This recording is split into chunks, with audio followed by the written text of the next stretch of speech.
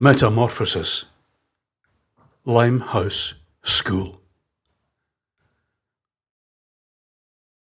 Early Sunday morning, mid-October 1962. My new life just beginning. The old swirling away behind, with the tailpipe exhaust evaporating. The new over the horizon, not yet in view. My new school uniform, my hands clasped together to stop them trembling. Mile upon mile, alone in the back seat of the car, still not fully comprehending. Too many questions, not enough time left for the asking. Their eyes were fixed in silence on the road ahead. Too late for reasoning. Let's get it over and done with. It's for his own good. There's no use in explaining. My mother's face never turning. She was too busy chain smoking. South Lanarkshire, Dumfries and Galloway. The signposts come and go, as did the faces all passing afore me. Everyone I ever knew, I could see them all plain as day. Alan and Barty Sinclair and Douglas and Scott Young, Fud Finlay, Dougie Hattrick, Frank McCartan and Jack and Isaac Carless, Archie Gibson, wee Morag the Tinker, Susie Ruthven and Billy Shearer, Julia Bennett and Aileen Bain, Gordon and Derek Ray and wee Christine Young. I'd never see them all again. Gretna, Carlisle, Dalston, my time had come. A long, long driveway, an old English stately home. The car doors slam. Out of nowhere, a bent old man with a barrow. He looked like a tinker. He said his name was Sockeld. He was the caretaker and gardener and janitor. He'd come to take my trunk to the dormitory and my tuck box to the conservatory. He said the headmaster was in the refectory, but he'll be with you directly. He showed us through the front door and bade us sit comfortably in the armchairs in the hallway. My father's hand was in his pocket, fidgeting and offering old Salkeld a gratuity. My mother, her compact out, checking her lippy, her only interest in looking bonny, seemingly. A man appears. He shook my hand. He was tall, with thick glass in his spectacles. He was wearing a gown. He had a wee boy with him, my chaperone. This is Stafford. He will show you the routine. Today is Sunday, so you're free all afternoon. My father shook my hand and wished me luck. My mother tousled my hair. Don't forget to write. I was led away by my wee minder. I turned to wave, but they'd gone into a room with A. Osborne Lovelock, the headmaster.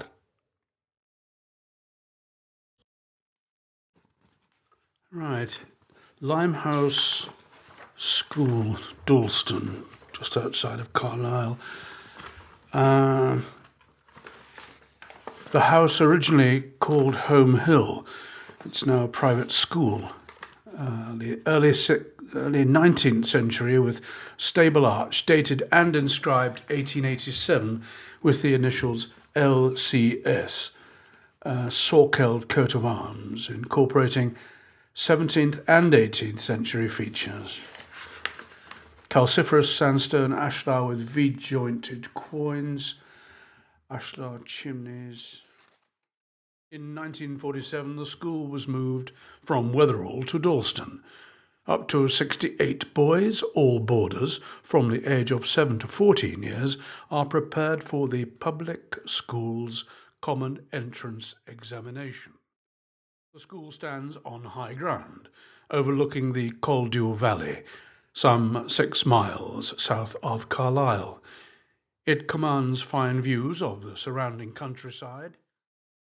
The entrance at extreme left has reused the early 18th century Ionic porch and moulded entablature and modillioned cornice and pediment enclosing the home coat of arms.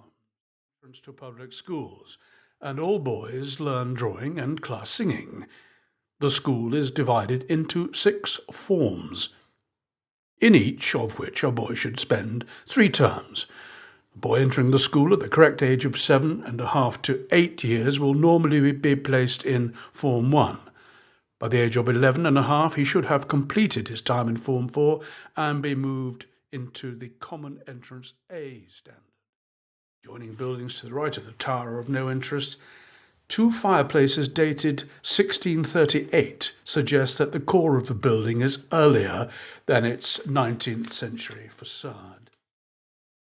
The scope of the school has been widened by opening a senior division to provide an all-round education for boys of 14 years upwards who have not been able to reach the public school's entrance standards. Many such boys have a great deal to offer in other areas than academics. The seat of the home family from the medieval period, originally known as the Hill. It passed to George Home Sumner in 1794 and sold to Colonel Thomas Salkeld in 1810. It remained in the Salkeld family until the 20th century. The school takes its name from its original location at Limehouse in Weatherall. I cannot remember the why, and I cannot remember the when. I looked the same in the mirror right enough, but an irreversible change had begun. I had no plan, no instructions, no point of reference, no place of solace. Everything around me was so very, very different. The scale of the challenge, not yet apparent. I'd been dropped in the hopper, awaiting the handle to turn the grinder.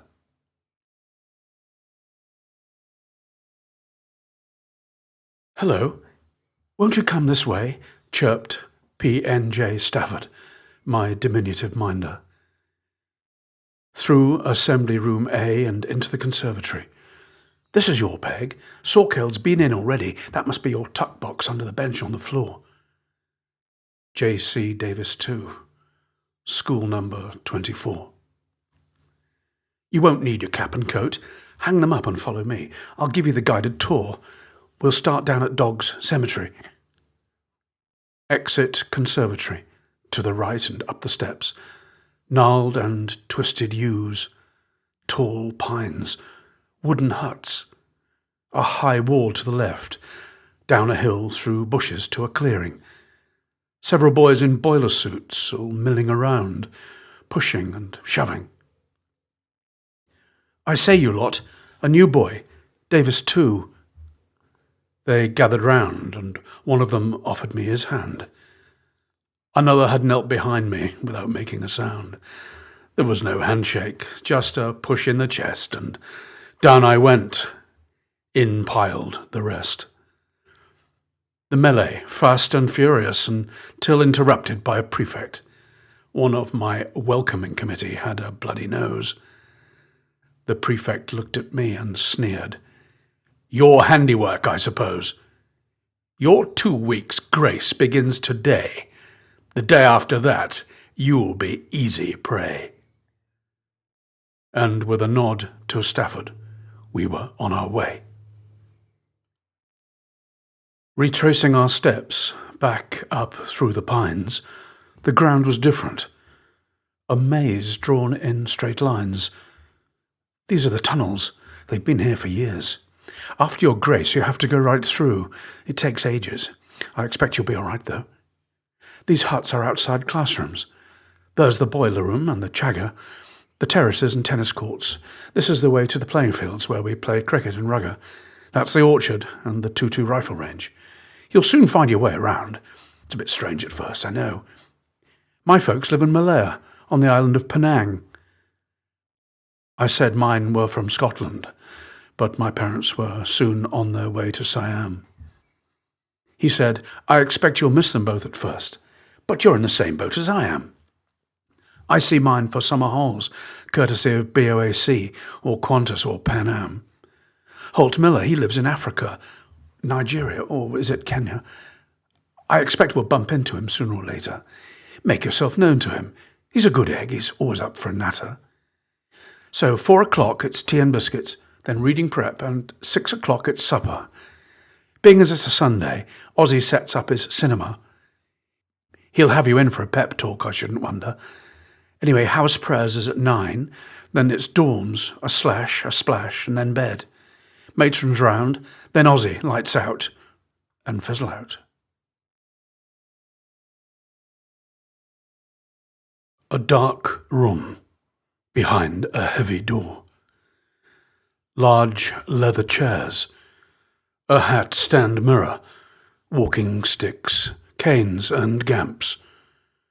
Huge oaken desk, green leather top, high-backed leather chair, angle-poised lamp.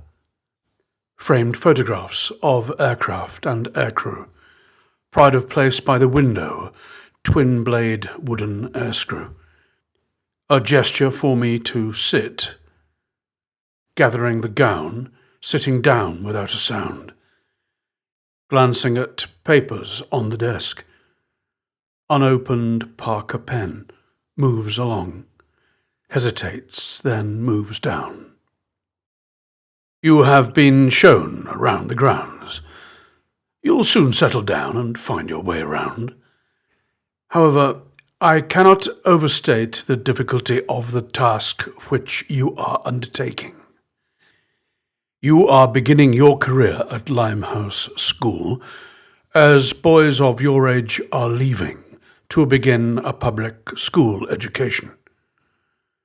Boys normally come here at the age of 7 to follow the course leading to the Common Entrance Examination. You were 12 in September, at least 4 years behind. However, just give of your best. That is all we can expect. Don't rush your fences. Deal with the tasks in front of you. Don't be distracted by what might be coming next. You have a mountain to climb. For you to catch up may seem impossible. I say that without hesitation. Best take it one step at a time. You will make it to Rossall, with guts and determination.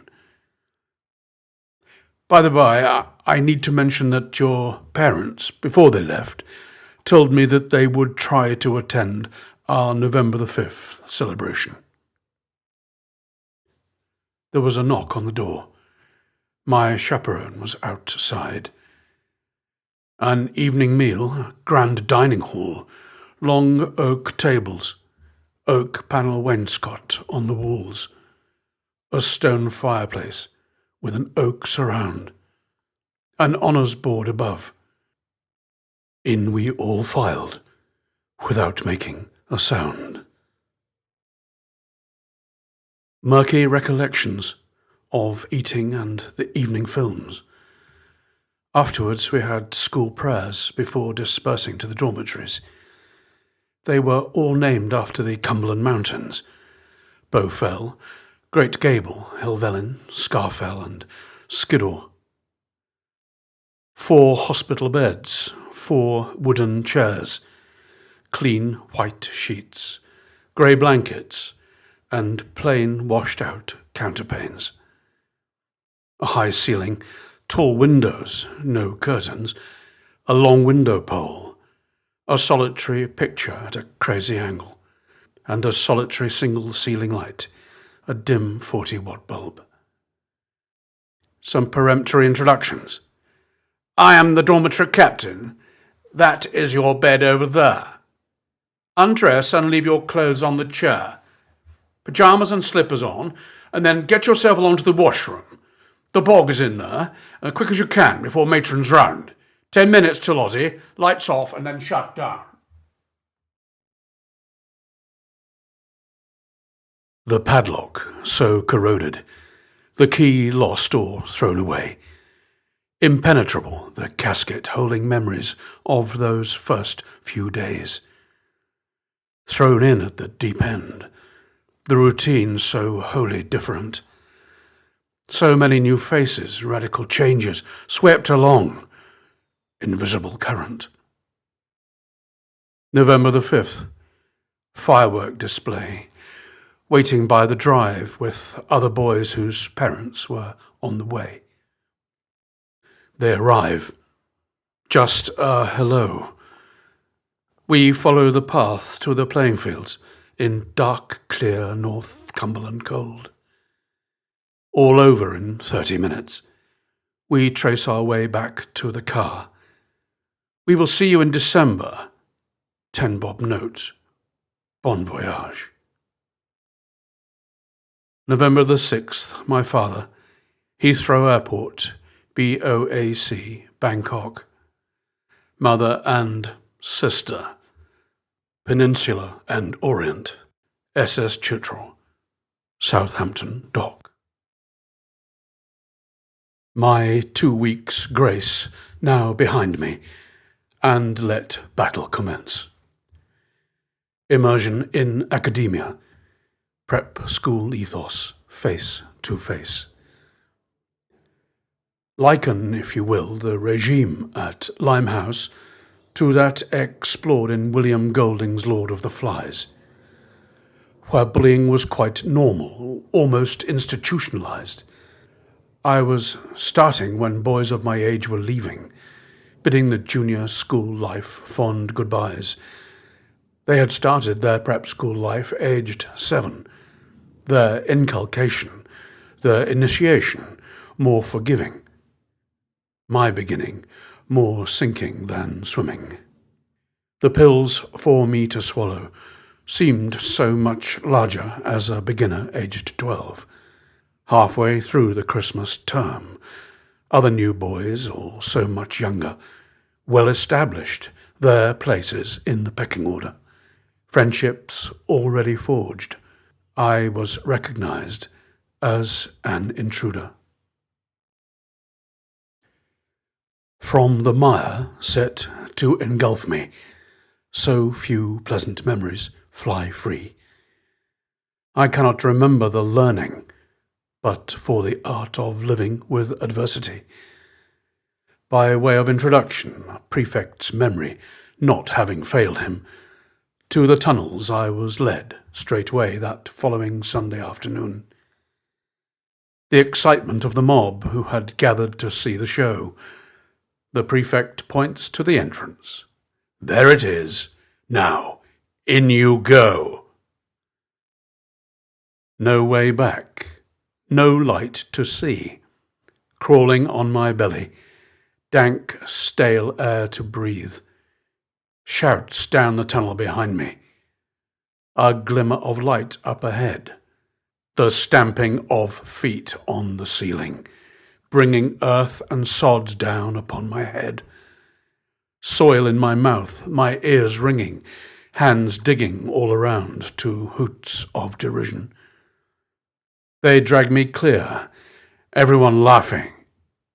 Your 2 weeks' grace is over, new boy.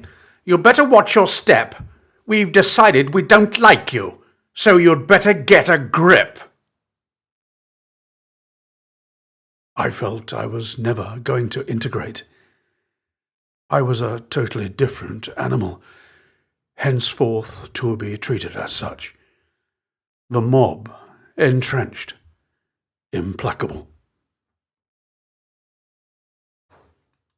Prefects. A completely free hand to punish, often excessive and malicious, arrogant, complacent, invulnerable, capricious. The prefect regime, structured and by the head teacher, sanctioned.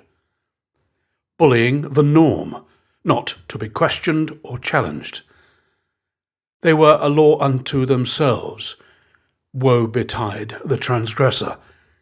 Matrons and teaching staff simply must have been aware, seemingly unwilling to intervene. Perhaps they just didn't care. Any outstanding physical feature, deformity or abnormality, a pronounced dialect, speech impediment, would be mimicked incessantly. The way one walks, hair colour, shape of ears, head shape, length of neck, noted and added to the endless list of ways to ridicule the subject.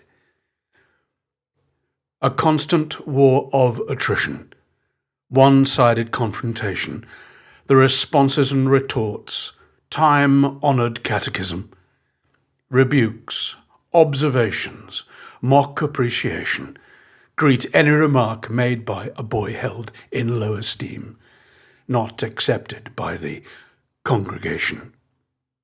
A seemingly endless thesaurian diatribe of insults issue forth at the drop of a hat, to the accompaniment of howls of derision from the baying assembled claque. The growing realization that one simply cannot win, swimming against a rip tide, inner feelings suppressing, self-worth questioning, personality smothered, self-expression stultified, simply unable to laugh, ever more determined not to cry, bullied by much younger boys because an outcast has no recourse, sneaking to matron or a member of staff, absolute anathema, simply not esprit de corps. So one just had to endure. No credibility, degraded, the butt of every joke, a leper, a pariah with nowhere to turn, blackballed and sent to Coventry, pushed away from paraffin heaters by 8-year-olds half my size. Bitter wintry weather, snow and hail, howling gale outside. For no reason at all, they didn't need one. One could not win through confrontation.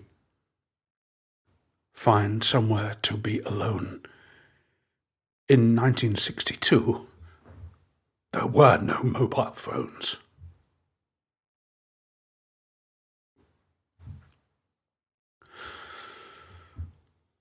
Often cornered, 5 or 6 to 1. Stand and face them, nowhere to run. A slap in the face, a punch in the stomach, push to the ground, a knee in the back. Where were the prefects? Where were the staff? How long can I endure this kind of stuff?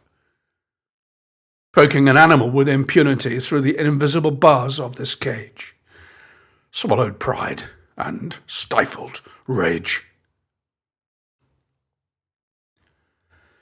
Graffiti in the latrine.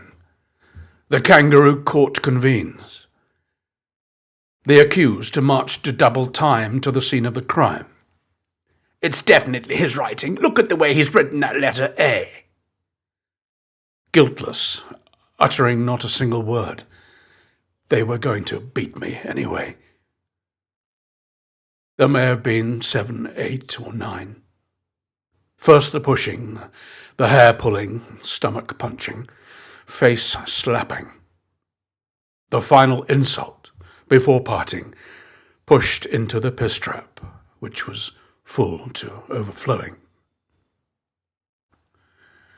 Apple pie bed, dormitory intimidation, the harrying, the hounding, no cessation.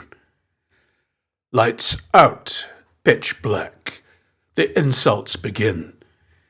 Tipped out of bed, window pole in the ribs, stand in the corner until they're asleep.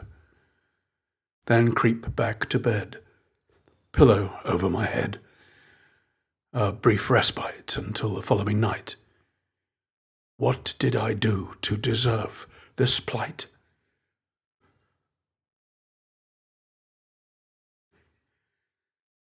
During long periods of free time, I found quiet places away from the school, in beautiful countryside, temporary solitude, out of the firing line. Whatever the weather, I would follow the muddy track to Gateskill, then along the bank where the Caldew meanders, past Stinky Spinney, the old tumbled-down bridge comes into view. I saw polecats and weasels. I saw an otter. I saw a badger and a buzzard. I saw ravens. I heard the wind speak to me. I felt cold rain on my face. I felt sweet meadow grass caress and kiss me. I saw black clouds and lightning flash. I heard thunder crash, rolling and billowing to defend me. I felt the English language breaking free, surging and swelling, freeing my mind and my tongue, willing the pencil in my hand to move, to release, to express, to justify my being here. Their deaf ears closed, too far away to hear. Their empty eyes blind to my fear. The memory of their empty stare, of the meaningless platitudes which vanished into thin air. I've got no civvies to wear. I've got strangers pretending to care, looking for you and you're not there. My feet hurt. I've outgrown my shoes. Is no one there to hear my prayer? Whereas my collie, Bruce, my only friend who truly cared?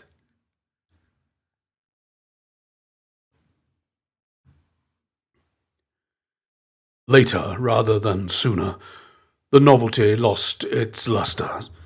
There were other boys to persecute, so I could be left to fester. For the majority of my spare time, there were prefect's punishments for completion.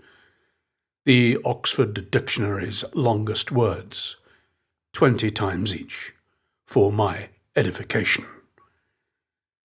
For more serious infractions, at attention, standing outside the prefect's house room, dingy, unlit corridor which led to the sanatorium. There was no limit to the hours they could take, only strengthening the resolve not to break. They had fired off their main armament, a direct hit every time, but the target remained afloat, leaving them awaiting a riposte which never came. Without firing a single shot, I had become equal to their game. As with cordite unprotected, without its Clarkson case, it only takes a tiny spark for it to blow up in your face. Liken the prefects to matelots. On a ship they deem indestructible, soon to leave the dockyard, hoist with their own petard.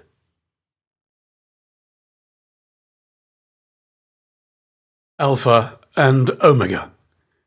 Faint praise or woe betide you.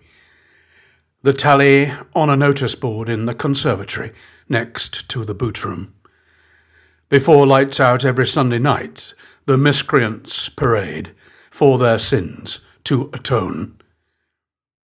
In the vestibule, outside the study, orderly, sullen silence, each awaiting his fate. From inside, the swish, the groan. The head teacher, a great believer in the art of corporal punishment. A rule is broken, the tariff is paid, it's all over and done with. In his French lessons, the fourpenny stick, ever ready to be pressed into service. De le, e acute not grave, an omitted cedilla or circumflex, At just 16 inches, a very potent petit artifice. Deputy Headmaster Brooks. A large man, stout and genial, always whistling, sardonic, humorous and cheerful. For all and sundry in his maths class, it was forever open season. We enjoyed his brand of ridicule. No punches pulled, showing no favouritism. He was a showman. He made us laugh, generally at another boy's expense. None of us immune, revelling in the farce. So different, so incongruous, so hilarious. Some of the nicknames he coined for us. Clever Dick Thompson, Miffy Parallelgram, Bird Brain Armstrong, and Houston, the orangutan. With sound effects regaling, under his armpits scratching, Johnny Weissmuller yodeling, the punctured barrage balloon deflating, round and round the form room, the bellowing British gastronome, Major Tim Birkin's blown Bentley reborn, Barnes Wallace upkeep, 617 bouncing bomb. We reckoned he had testicles like rugger balls, a cock like a prize-winning cucumber, grown by Pericles, a real showstopper. He had 2 beautiful daughters. He had 2 vintage Humbers. One his everyday transport, the other for towing the gang mowers. Folklore had it, on the occasion of its breaking down, he harnessed the buggers to old Sorkeld and made him drag them round on his own. Brookie astride the mowers, blows from his riding whip, raining down, Vercingetorix reborn. A darkened, empty schoolroom. Old Sorkeld kneeling, paraffin heaters filling. A solitary, lonely boy, unnoticed, quietly observing. Outside, the wild winter winds bellow. He was grey, dishevelled, stooping, always muttering, drifting through the old house like a ghost. Some of his front teeth were missing, his deep eyes set, always staring. Trimming the wicks, his skeletal hands shaking. To members of staff, deferent, forelock tugging. The heels of his tired shoes, worn down, long overdue for mending. "Please, sir, may I help you?" He slowly rises and stands, strains and stretches. "Thank you for asking, young master, but no. This is my job. I appreciate the thought, though." The Sorkeld coat of arms under the clock tower, 1810, Colonel Sorkeld, the new owner. 1962, Mr. Sorkeld, the name of the school janitor. Our Latin teacher, Mr. Howarth. We called him Killyman, short for Kilimanjaro. He was avuncular and gentle, dodgy on his pins. He always had a polo mint to offer you. He'd lived much of his life in Durban and spoke fluent Afrikaans. His appearance was Dickensian, a florid complexion, Finlay curry with just a dash of John Lorry. Conjugating, declining, his ruler brandishing, sweeping, conducting and flourishing. Blue, black, green and red biros for marking. Miss Gillespie, the matron, reticent, inexpressive, a Scots lassie, Western Isles. She was busy and diminutive, her eyes sharp, polecat cold, inquisitive. Her second in command, Sanitary Towel Simmons, abbreviated by the boys to ST. She'd seen and heard it all before. She was easy. She was friendly. She didn't smell of Dettol. She walked like Mae West. She always smiled and said, "Hello." That's what I liked about her best. Every mid-morning break, get changed and run for 20 minutes. White polo neck sweater, games shorts, Wellington boots. Then queue outside the kitchens, hot cocoa, digestive biscuits. The winter of 1962, the coldest on record. My character was changing. Work hard, play hard. In the afternoons, rugger, irrespective of the weather. Tired, heavy leather balls. Not oval, but almost spherical. Run back to the Chagga, tepid shower, comb your hair, afternoon lectures. The music teacher didn't live at the school. He would travel in from nearby Carlisle. Christmas was coming. So was the task of selecting members of the school choir. Each boy in turn would sing something alone. The teacher would play and listen and take notes. All the Christmas carols learned off by heart. Some of us selected to sing the solo parts. The last Sunday of term was the carol service. Old Sorkeld charged with the task of Yuletide furbish. Holly boughs, yew foliage, the familiar scent from sprigs of Scots pine and ivy branches. A roaring log fire, all filling the air with traditional Christmas cheer. Candles on the fireplace, either side of the lectern. The ritual was conducted by the vicar of Dalston.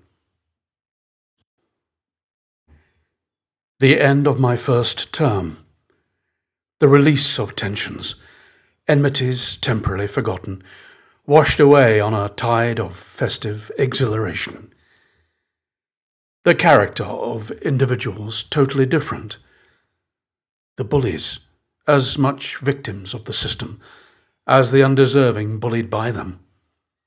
Their perspectives of normality and acceptable behaviour, as distorted, it would appear, as that of those with whom they were never taught to empathise, those they could not break, those who, perhaps, they secretly learned to fear.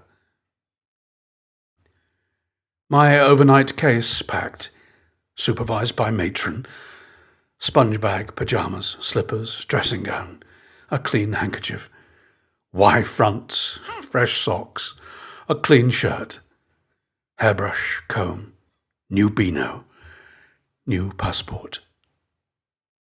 6 a.m. Up, washed, dressed, sardines on toast, brown cardboard labels on my case, on my Macintosh. Davis J.C., Limehouse School, Dalston. Travelling alone, Carlisle to Euston. Ashstead, Surrey, overnight stop. Heathrow Aerodrome, BOAC. De Havilland Comet 4. Destination, Bangkok.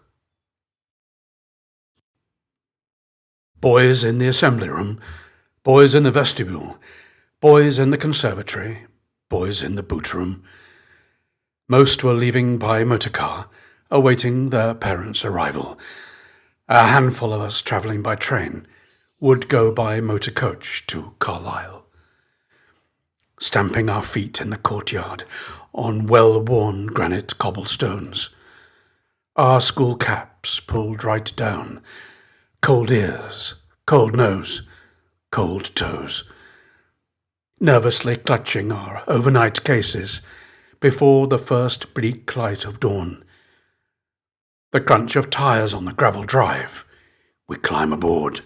We're on our way through the bitter black cold of our mid-December winter day. On the platform, waiting. Overnight case between my legs, shivering, shuffling, into freezing hands breathing.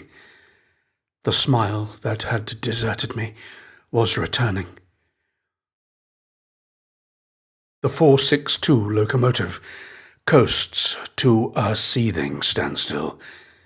Its presence assails my senses. Blistering heat from coal-fired furnace. Smoke, steam, oil, her unmistakable breath, elemental, primeval, the brute power barely contained, frightening, fascinating, the dark, demonic, diamond denizen, forged at spring burn, black and shining as the anthracite she feeds upon, fuming and fretting, anxious to be on her way again.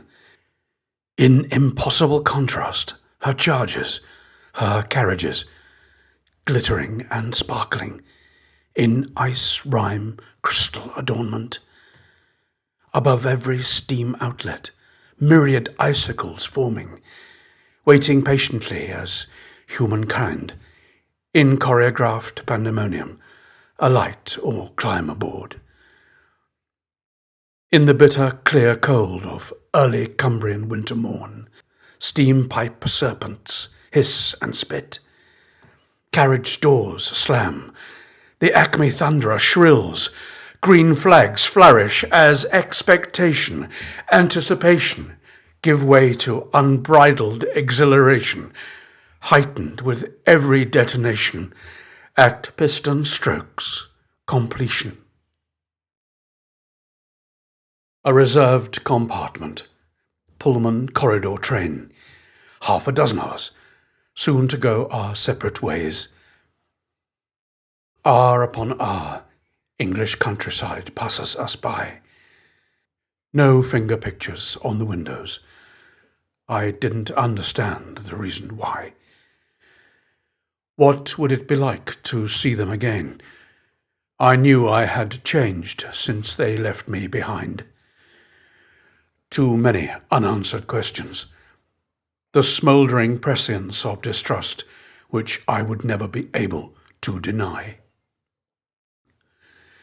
Euston Station, late afternoon. The 462 emerges from the freezing winter gloom. I was to wait at the ticket barrier for a gentleman to collect me before the next train ride to Ashted in Surrey. An old friend of my father's from Glasgow would put me up overnight, and the next day to Heathrow Aerodrome to board an international flight.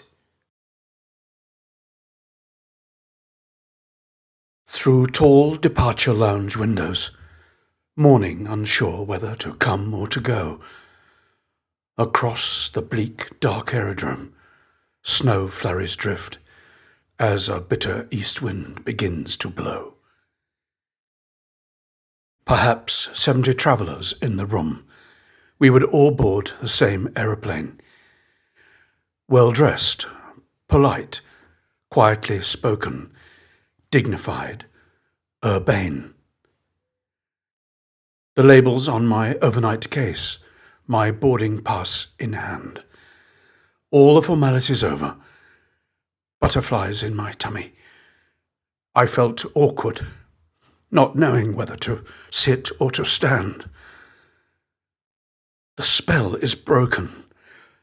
Her voice, as bright and shining as a pocket of silver threepennies. The long, slender fingers of her outstretching hand. A sparkling smile. Please come with me, will you, Geoffrey? A tall, elegant woman in an immaculate uniform. An air stewardess for BOAC. She was going to look after me. Her gentle hand on my shoulder. Have you ever flown before? A silent shake of the head to signify no. No need to worry, you know. Don't look so glum. Flying's great fun. Come on, let's go. From the warmth of the departure lounge, down the covered walkway, into the winter blast. Snow swirling and drifting, gathering on window ledges and sticking on the freezing glass. Only yards away, as if in a dream, the most exquisite creature I had ever seen. The diminutive de Havilland Comet jet airliner. No propellers, no tailwheel. As we crossed the apron, the driving snow obscuring the detail. Gleaming aluminium, a golden bird on her nose, a royal blue stripe along her side, a golden bird on the tail. Now she is here, before me. The twinkling lights from her cabin, tall steps to climb, a tiny door to let us in. As I reach the top, a glance behind. The fleeting caress of snowflakes on my face, stark white ice crystals, dusting dark blue mackintosh, and brushing bare red legs, my knees trembling.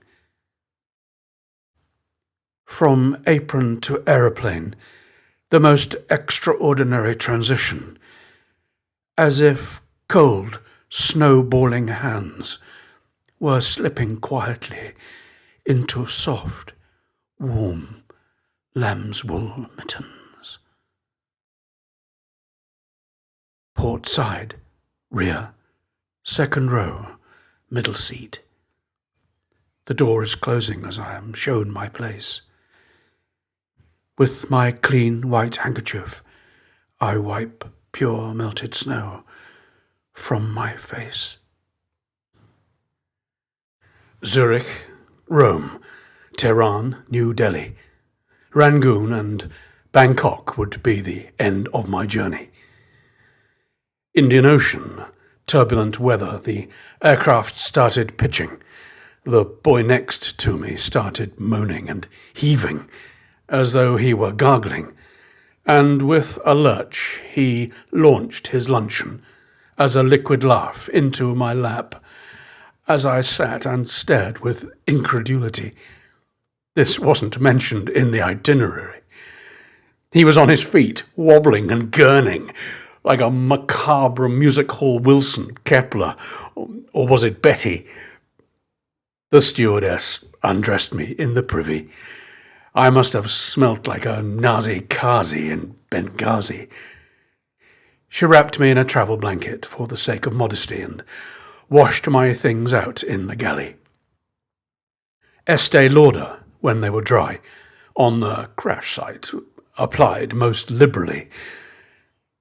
My travelling companion was apologetic concerning the mishap. We laughed about it when I said, "Next time, you should use your school cap." Far below, darkness falls on a sprawling jungle. The 4 Rolls-Royce Avons throttle back to flight idle. The Comet's nose drops to a shallow angle, and the flaps are deployed, the gear rumbling down. Fasten seatbelts. Scarcely a bump. We were back on solid ground. Don Muang Aerodrome.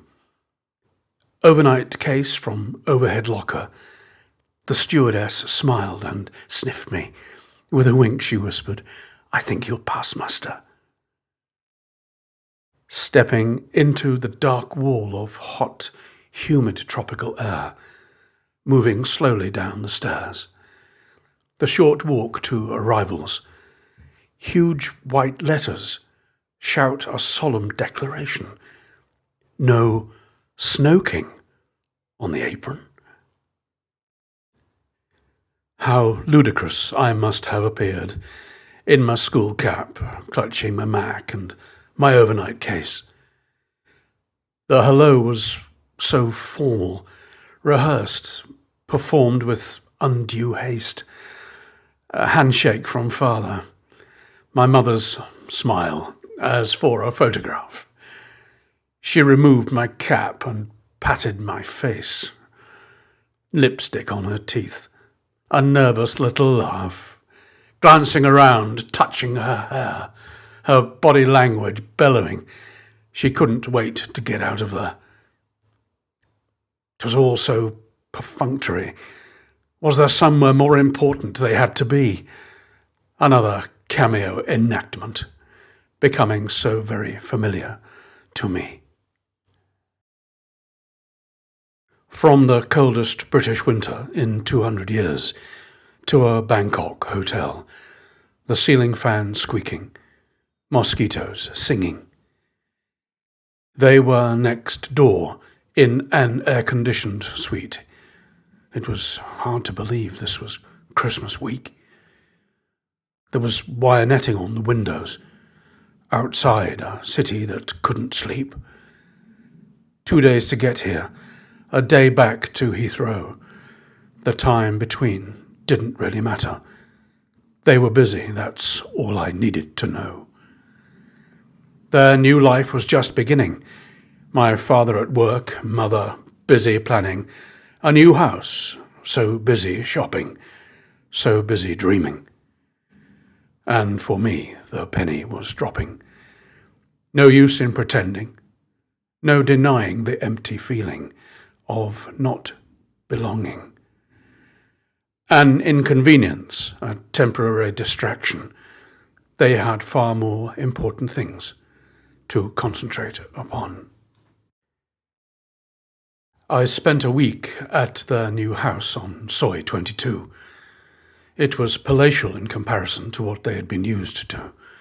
High gates and high walls, a double drive, 2 stories, the detached dwelling with storm shutters, a carport and servants' quarters, coconut palms, banana trees, a large lawn, more brown than green.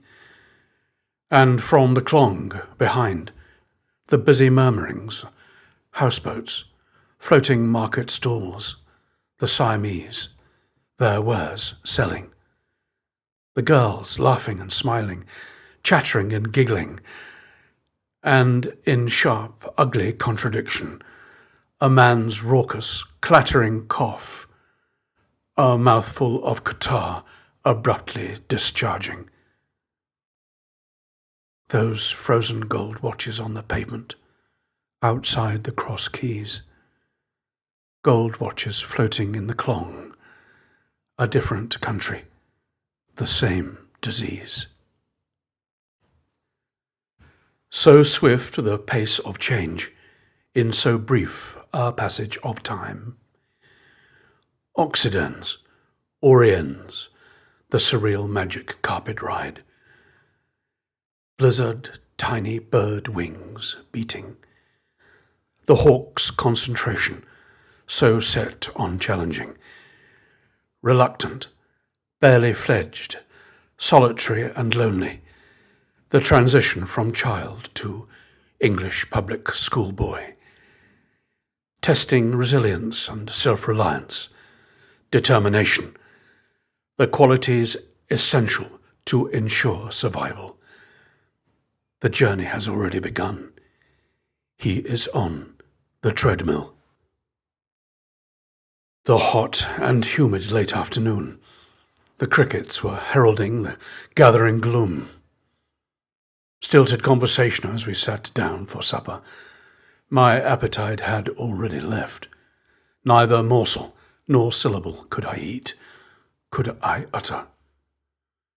Excusing myself, I escaped to my room. My spare shirt, my pyjamas, sponge bag from the bathroom. Civvies abandoned at the foot of the bed. A glance in the mirror.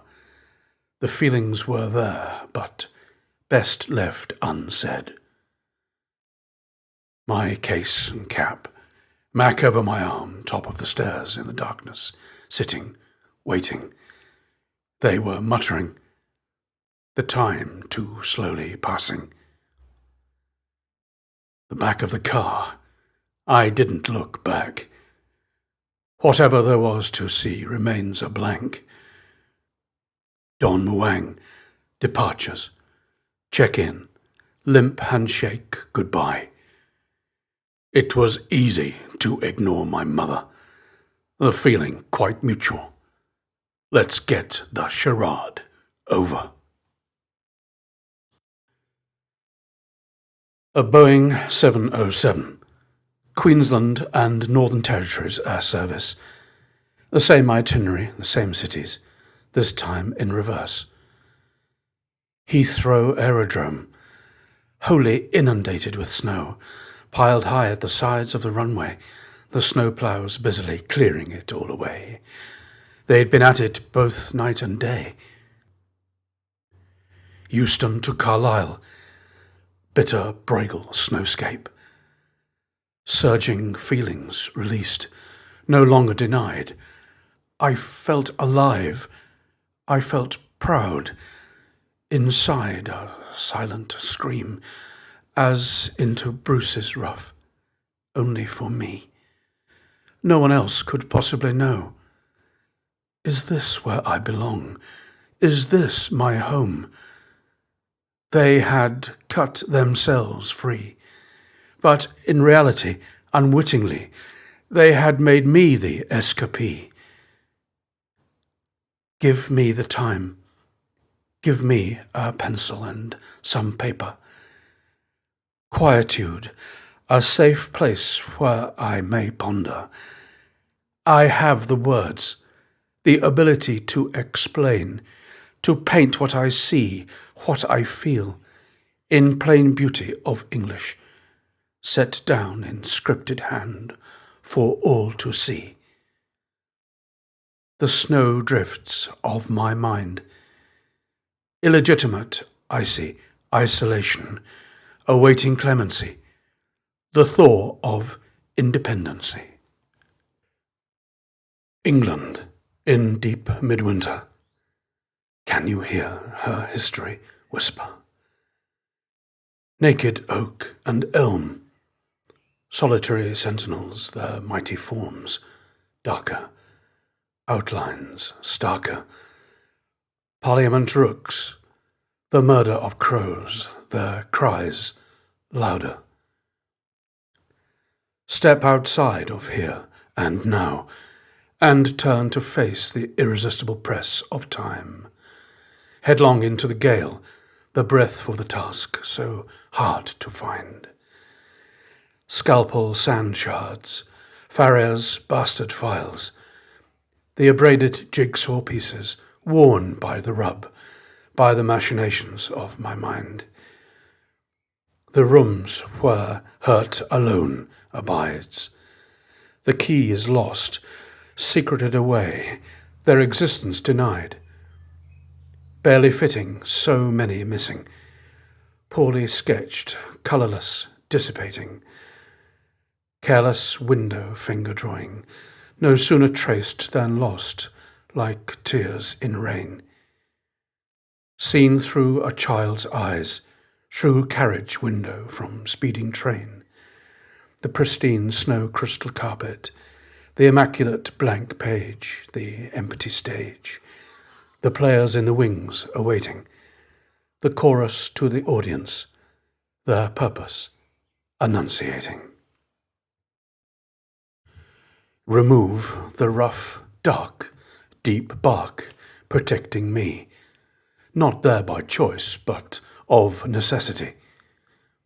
Give me the tools, let me swim free, no longer floundering on the shore. I have found my voice. Hear me. Listen to me. Take a simple jack plane, whet the blade, and with patience expose the grain. Let ice and snow warm to gentle rain, falling on this fertile earth, bathing dormant seeds, warming them with benign breath. Gabrielle Fauré, Dolly's Garden, avec chère tendresse.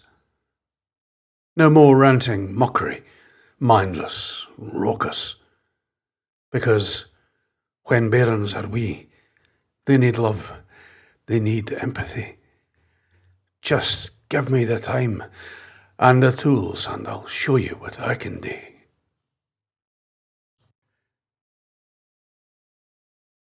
Lent term 63.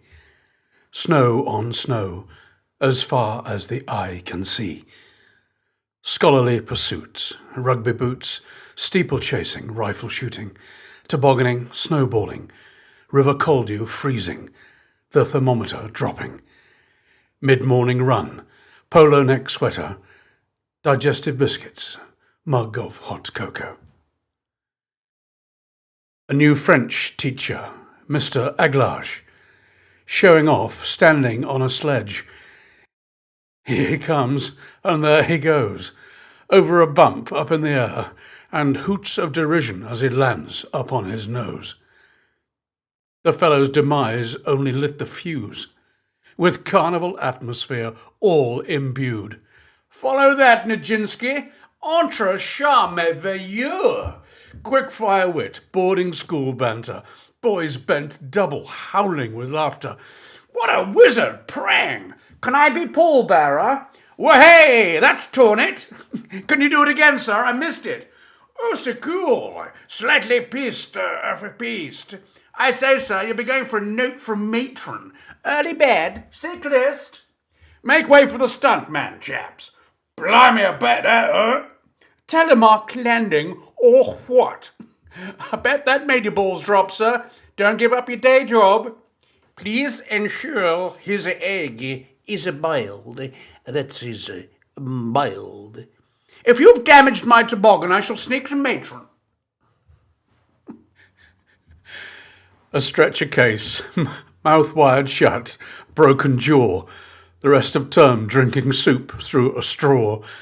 Henceforth, when remarking upon our inability to do justice to the nuances of French pronunciation, we would simply point to the wretched Monsieur Aglage and remark upon his unenviable condition, and wryly question, in unison, the wisdom of his terpsichoreal rendition.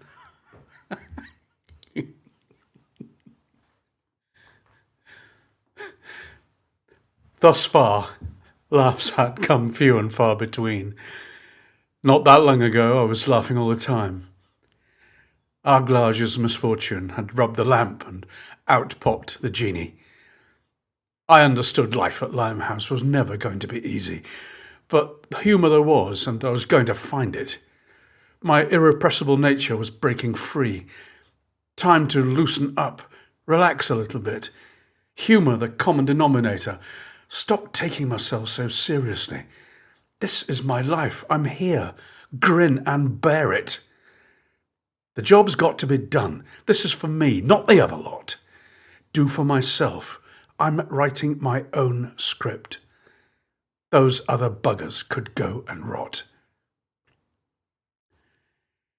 Immersed in academia, rugger against Sedba and St. Bees, the weather more clement, mid-morning punt about, cross-country runs, Easter approaching, Lovelock's readings from The Big Fisherman, the Lord's Prayer, no inculcation, dormitories waiting for matron, something different to contemplate, 2 weeks' holiday with aged GPs, Liverpudlians. I couldn't remember their faces. Antediluvians, my father's parents. Number 2A, Allerton Road. Dispense with the rectitude of chronology. I've never been hamstrung by conformity. Let me deal with my experience at 2A straight away, in its sad entirety, and be done. Then reach up for the handle, suspended from a chain, a long, steady pull, the clattering clang, the deluge, and watch dispassionately as the whole sad saga is flushed down the drain. A Victorian 4-bedroomed, 2-story rented flat, above a Tesco store. A narrow back entry to the only door. 20 steps to climb. It always seemed like more. Why did it always seem colder inside than outdoors? Dark, cheerless, airless rooms. Picture rails, high ceilings, Auction room clutter, tired, grotesque furniture, the atmosphere pervaded by damp, mouldy odour. They occupied a tiny servant's day room, the only one to be heated. A bell telegraph on the wall, obsolescent, antiquated. A cramped kitchen, a window onto the churchyard. The bell chimed every quarter. The best parlour to the front, looking out onto Allerton Road. The bus terminus, late at night. Aging route masters, incessant screech of brakes. Another drunken horde disgorging, prior to the obligatory cursing, shouting and fighting. Dolly and Alfie. I didn't despise them straight away, but it wasn't very long before I felt that way. Children don't take account of the changes in society, from the Great Depression, the ravages of the Second World War, and the subsequent years of want and austerity. Conversations I remember, them whining about their position and their poverty. Their jealousies seemed so petty, backbiting, carping, and inverted snobbery, frequent disparaging references to Catholicism and the Liverpool Jewry, typifying and characterizing the residents of self-pity city. She had never had a job. He had been a docker. He had to pack it in because he had a dodgy ticker. He worked door to door, selling insurance and collecting payments. I could never get over the bizarre appearance. Voluminous, baggy trousers up to his chest, a collarless shirt, black ankle boots, belt and braces. He wore a bowler, a kind of Scouse Alf Garnett. He sported the same ludicrous barnet. They both wore long johns. They had no teeth. I can still hear the clack of their ill-fitting dentures. He was a chain smoker, senior service, Woodbine, capstan full strength, every room in the house pervaded by the stench. Nicotine-stained fingers. He would tuck a fag and put it behind his ear for later. Boxes of Swan Vestas and cigarette cards, burgeoning ashtrays everywhere. The paucity of expressive vocabulary, the dialect and pronunciation completely unknown to me. Blackpool promenade postcard vulgarity, the fabled Liverpudlian sense of humour, a cacophonous symphony of sarcasm and antipathy. Wallowing in protestations of poverty, oblivious to their absurdity. I even began to question their honesty. Moneys sent by my father for shoes and clothing, and pocket money never reached me. I wore school uniform all the time. Within 2 years, my feet were deformed.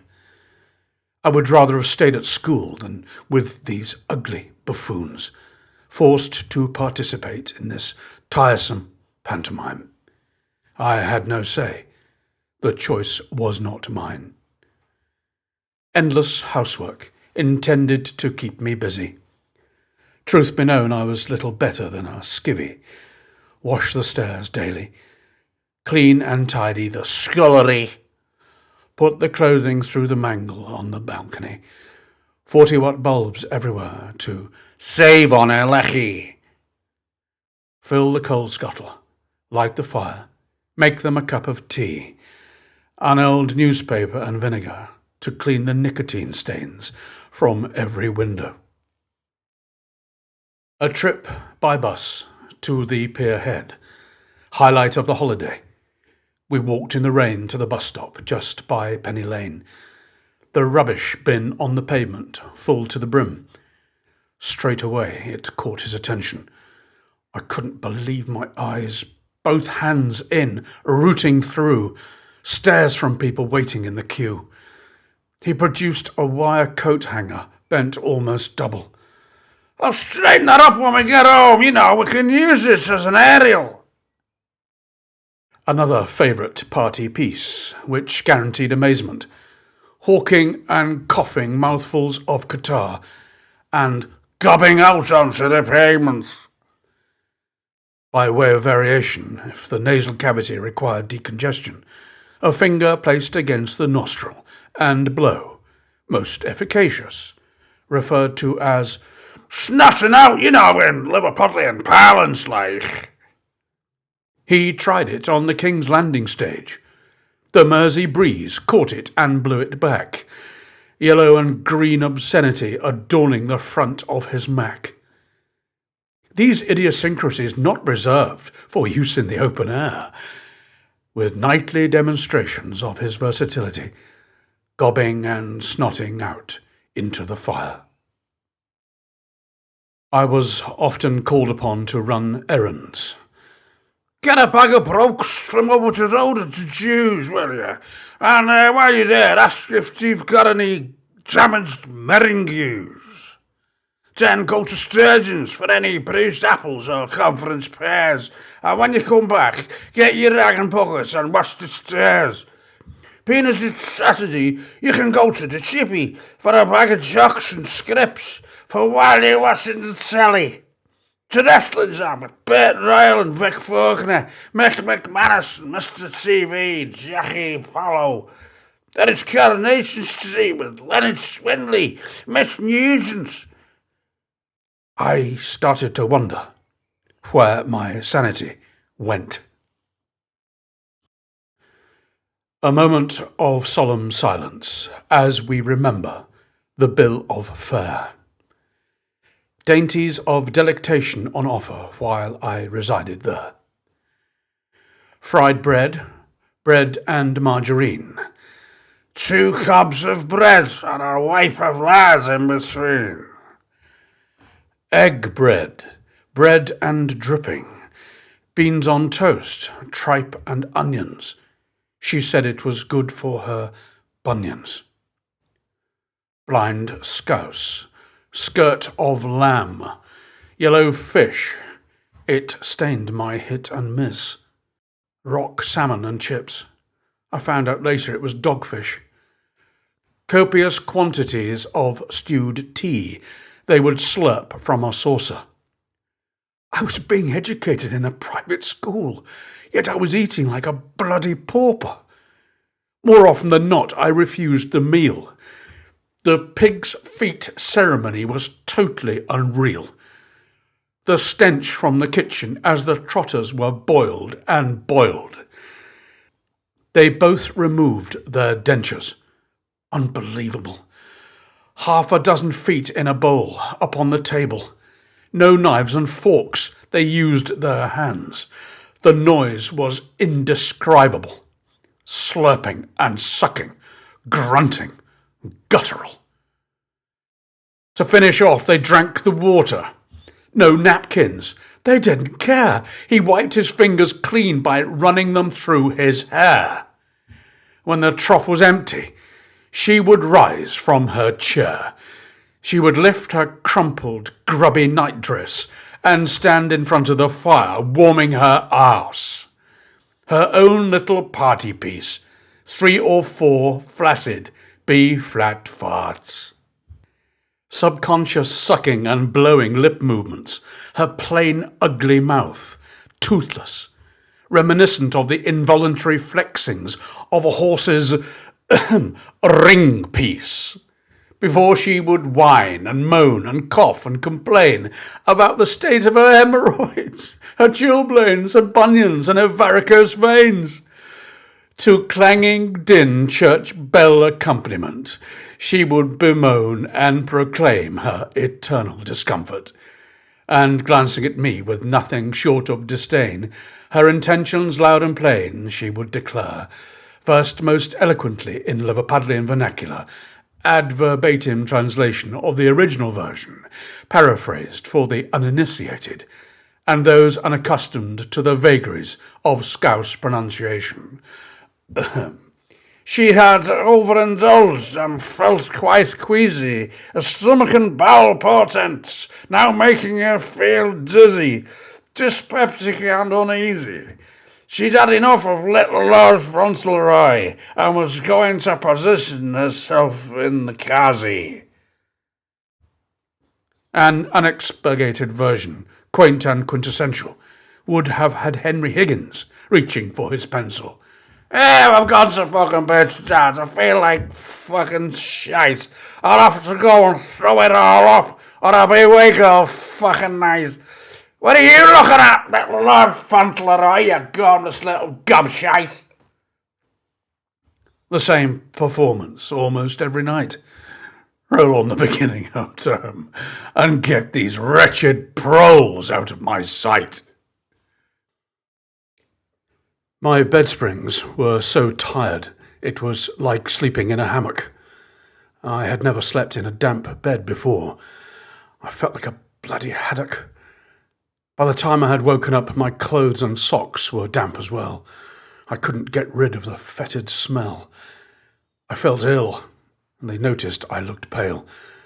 After a couple of days, I started coughing. Gold watches, flecks of blood, hot and cold, my chest aching. No need for the doctor. They had the remedy. A red flannel inside my shirt, a sweaty sock around my neck.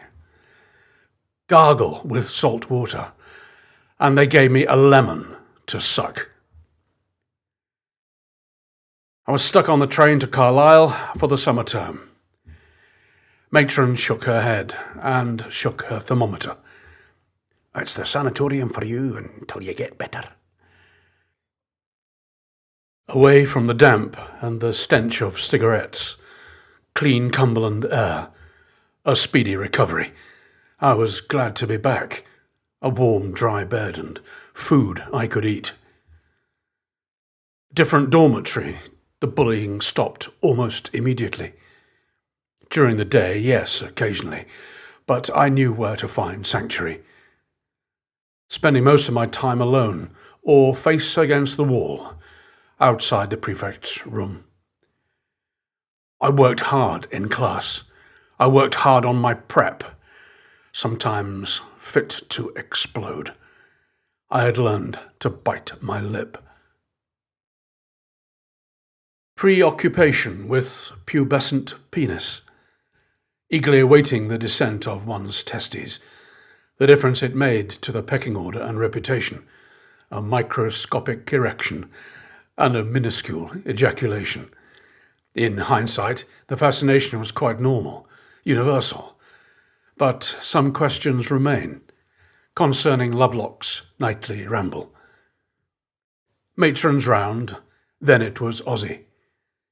He was tall with square shoulders, always immaculate, brilliantined hair, a smart suit, early 40s, a bulbous nose with flaring nostrils, heavy, dark, tortoiseshell spectacles with thick pebble lenses, steel quarters on the heels of his mid-tan brogue shoes, presentiment echoing through gloomy, empty corridors, a respect edged with fear, his captive audience, fawning admiration, unquestioning acquiescence. He would appear at the door and sit on a bed of preference, generally the dorm captain, and begin to show his affections. The head of the bed, arm around the back, hand down the bedclothes. The posture, a leering grin, staring eyes made larger by the lenses. His tongue seemed too busy in his buccal cavity. The other boys never discussed it, and it never happened to me.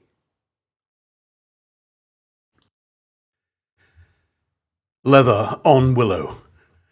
A leisurely afternoon and a slap-up tea to follow. White baggy trousers, shirt and sweater, cap for when the sun shone. Glorious warm summer weather. I knew I was beginning to change, and the change was for the better. I felt I was becoming part of something, spring buds of esprit de corps. The lessons I was learning would sustain me for evermore. Summer 63. British Overseas Airways Corporation, 707. Flew into Tehran. There was a problem with an engine. The pilot was on the blower. They'd have to fix it before moving on again. The airfield in the middle of a desert. The Speedbird Hotel. It looked like it had been built as an afterthought. We walked away from the plane and sat down inside. There was no air conditioning. I thought we were going to fry. After 15 hours, the engineers had fixed it, and we arrived in Bangkok a day late. They were peeved to have been kept waiting. They had gone home and come back just as we were disembarking. Awkward, lengthy silences, and my holes were just beginning. I had things to say about school and about how I was shaping, about trying to fit in, about dealing with the bullying. I needed to say how I hated 2A, about my grandparents and being alone, about being ill. I didn't want to go back there again. In the end, I said nothing, into my shell retreating. I knew they could hear me, but they were just not listening. They had moved house to Soi 36. It was well out of town, down Sukhumvit. It was smaller, a landscaped compound, the remains of a klong, now an ornamental pond. Water lilies, fish, banana trees and palms. A beautiful tiny temple, like a birdhouse. Peace and quietude. The delicate smell of incense. It was so humid I felt I was wilting. In the background I could hear girls giggling. It was probably my uniform they found so amusing.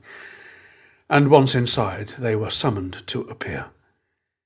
Chewy, the cook, housegirls C and Ali.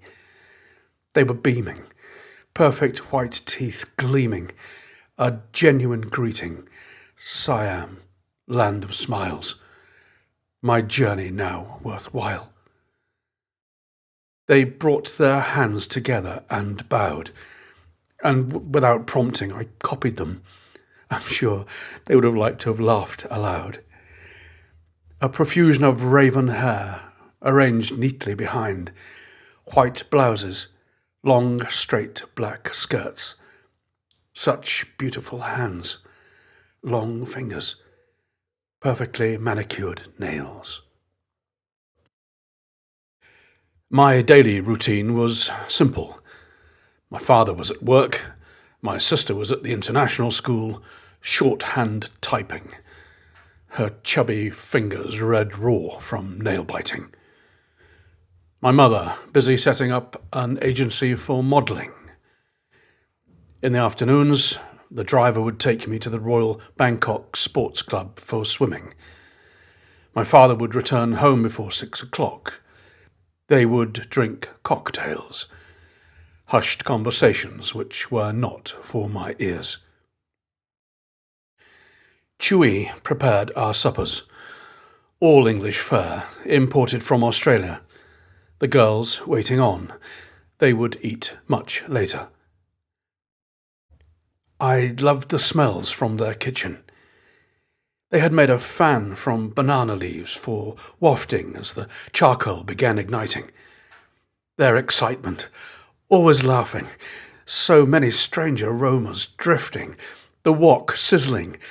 They seemed so carefree, their happy demeanour, their simplicity. I would look at my parents and my stupid sister. If I had the choice, I knew where I would rather be. Every evening, either C or Ali would appear and request permission to Spray. To spray. To kill mosquitoes, to check the screens and secure the shutters in anticipation of the monsoon storms. Dark at 5, so hot and still and oppressive. The crickets chirping, frogs croaking, huge flying insects drawn to the lights, beetles and praying mantis gathering around the meshing. Their strange appearance, persistence, a little frightening. A far distant rumble. Palm and banana leaves move and rustle. A hesitant patter. The first enormous raindrops falling on the surface of the pond, stirring, circles spreading, in curious kaleidoscope, intermingling. The hot, heavy air inside moves. On white walls, shifting, intermittent silhouettes begin their staccato dance. The first deafening detonation overhead. The trees come alive, bathing in the torrent of water and light, not white but blue. The thunder and lightning almost continuous. The sky incandescent, chaotic, elemental. The gale irresistible, driving rain horizontal. A shutter breaks free, clattering back and forth, as if applauding in broken time the show of heavenly wrath. Within seconds, the girls are outside. They secure the shutter and begin to dance with the rain. I'm on my own. Without hesitation, I'm through the screen. Soaked in seconds. Freedom at last. A release. A floodgate of emotion. Invisible shackles fall away beneath heavenly pandemonium. Elation, exhilaration, pure freedom of expression. More fun in those brief, beautiful minutes and seconds than I'd had in so many long, miserable months. And it wasn't with my parents. The girls, as exquisite as the jasmine decorations they made daily to grace our table. Natural, beautiful, unpretentious. Poise and elegance, femininity personified. The purity of simplicity exemplified. Blink and you've missed it. I'm on the jet, holiday over and done with. Look for the landmarks. Observe the near-bare skeleton. The padding unimportant. To the main thrust. Irrelevant. A school which grants so much freedom to prefects. Mere boys. The free hand to police and punish shouts loud of abrogation of responsibility. Humiliation, aggression, the victim's resignation, no retaliation. The favourites selected regardless of ability or aptitude. The unassailable chosen few, a system of succession. Ethos, security, prerequisites to learning are non-existent if boys spend their free time avoiding and hiding. Where bullying is left unchecked, it is self-propagating. Festering wounds obvious, never healing. Teachers following the well-trodden path of least resistance, unwilling to rock the boat, lip service paid to conscience, the day of reckoning held in abeyance. Michaelmas Term, 1964. The academic donkey work over and done for. There are rumours abounding. Something serious was happening. After lights out, boys summoned to Lovelock for a grilling. The interrogations continued for a couple of days. The same suspects or witnesses, questioned time and time again. No one had an inkling of what had been happening, but prefects were involved. The finger of suspicion pointing. A day of reckoning. Beckoning. One evening, instead of prayers, the whole school assembled. The matrons, the teachers, even old Mr. Salkeld. Everyone stood as Lovelock entered, accompanied by his wife, the atmosphere electric. He reached his desk. Everyone was seated. His face set. He stood unstirred, meeting everyone's gaze. He glared, gathered his gown, and sat down. In his hand a list of names. He read them aloud. All of the prefects except the head boy, a dozen or so rank and file. The most serious charges proven, guilty by their own admission. The others complicit, sippenhaft, guilt by association. Trust misplaced, privilege abused, largesse repaid by house-room untouchables with deceit and dishonesty, with common thievery. Mrs. Lovelock had noticed money missing from her purse in their drawing room. The door never locked, palpably too trusting. Residents of Gateskill had seen boys buying cigarettes, Limehouse uniforms. Salkeld had seen boys on the roof of the changing rooms. Climbing in through the skylight, he reported it to the staff room. A teacher had been up into the roof space to investigate. Empty fag packets, empty beer bottles all over the place. The boys involved had been going downstairs at night, climbing into the club for a fag and a pint. The boys who had made my life a misery now hoist with their own petard.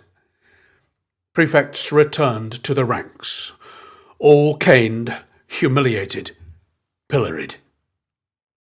Collective responsibility, the blame laid on the entire school. We had no more free time. Extra prep, a long walk on Sunday afternoons. With common entrance exam fast approaching, who needed free time? I was too busy revising. We all completed the papers set. End of term fever muted, awaiting our results. My parents didn't expect me to pass. In 2 years at Limehouse, they didn't mention it. I could stay here until I was 17, giving them plenty of time to think about it. There was no end-of-term elation. The prospect of 2 weeks with those Liverpudlian reptiles, the thought filled me with revulsion, a feeling that could never be reconciled. The last week of term, all sitting down to breakfast, Lovelock opening his mail, a quick perusal. He summons a messenger, Davidson, as I recall. He says something into the boy's ear.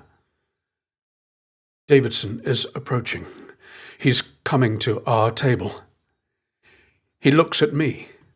He offers me his hand with a smile. Jeff, in January, you're going to Rossall School.